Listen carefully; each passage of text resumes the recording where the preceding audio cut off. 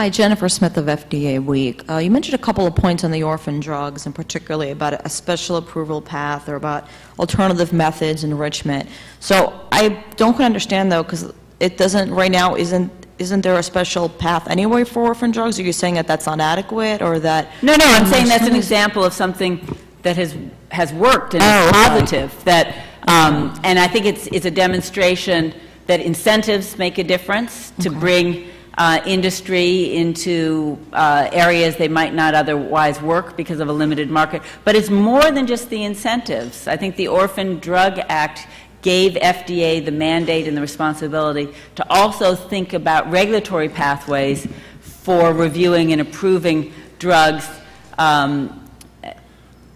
for conditions where you don't have the same flexibility in terms of doing traditional clinical studies. So it was meant to be an example of something that works, something where we need to extend some of the lessons from that area to other domains of activity as well. But what about the guidance? You mentioned something about also putting out guidance, or not even putting out, correction, you mentioned about, gosh, I'm trying to think now, something about guidance in that area of something that should be looked into, and I'm wondering what more do you mean by that? Like what other guidance could be needed with the orphan drug area? I don't think I spoke to that directly, and I mean, I think we always have to be thinking about how we can be thinking creatively, looking forward as to how to best structure our review procedures and processes, and how we communicate that information as well. I have heard a lot in my limited time as FDA Commissioner that something that's very, very important to industry, whether it's pharmaceuticals or medical devices or other areas of pursuit, that there be a clear regulatory pathway and really well-defined expectations and opportunities for communication between the agency and the company from the very beginning, so that there aren't surprises, and so that we can build in as much information for action early on. Thank you. Yes. Hi, my name is Carlo DeFonso. I'm with Nectar Therapeutics in San Carlos, California. First of all, I want to thank you very much for coming to speak to our organization today. I really enjoyed your talk. I have two questions which hopefully you'll be able to provide some comments on. The first one has to do with biosimilars. As you know, in Europe, there's been a regulatory path established for approval of biosimilars for a couple of years now, and there's been a lot of discussions on establishing a path for biosimilars in the U.S. For many years, and there's proposed legislation within healthcare reform. What are your expectations in terms of how you see biosimilars, a regulatory path being established in the U.S. and the timing for that happening? And the second question has to do with food safety. Could you comment to us on what your priority areas are for improving food safety, and what additional proactive steps the FDA will be taking to improve food safety for Americans? Okay.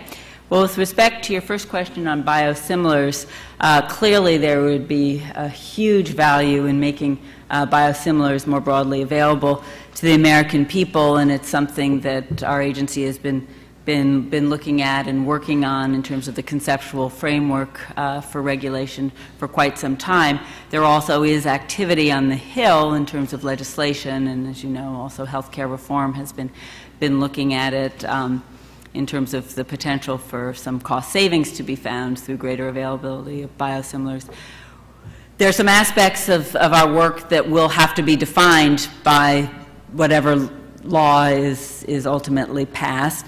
But on the science side, we are moving forward. It is a complex area, and there is no one cookie-cutter answer in terms of what I think should be the approach. I think that some of these entities are different enough that we have to do it on a case-by-case or at least category-by-category basis in terms of what kinds of data may be required, and whether there needs to be clinical data in some cases as well. And my understanding although I'm still being educated on these issues, is that while Europe has moved forward in some aspects of biosimilars more rapidly than us, that they also have had to address that there is this continuum of products, and they've started, carving off some areas that are, I think, more amenable to defining the regulatory pathway very clearly. And I look forward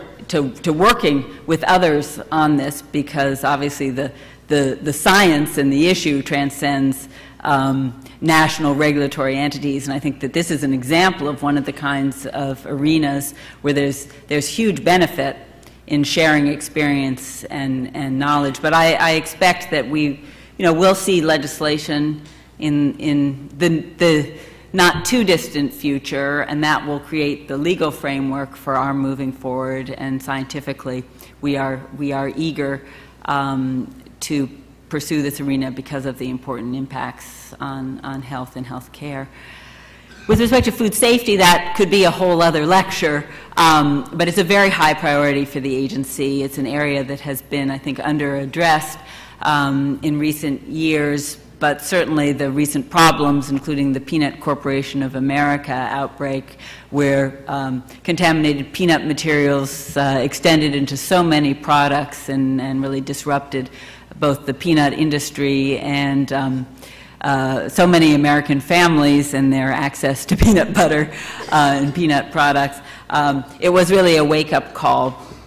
President Obama came into office stating that strengthening food safety would be a priority, and he has followed through on that commitment, putting together a working group on food safety that is at a cabinet level, bringing together all 15 agencies of the federal government that have responsibilities in the food arena, though FDA and our parent entity, Department of Health and Human Services, has the largest responsibility, and then the U.S. Department of Agriculture being the other large player on the federal food safety field. But that group has been very functional, has put forward an initial report defining the sort of 3 pillars of food safety, prevention being absolutely key, inspection, surveillance and inspection being the second, and response and recovery being the third.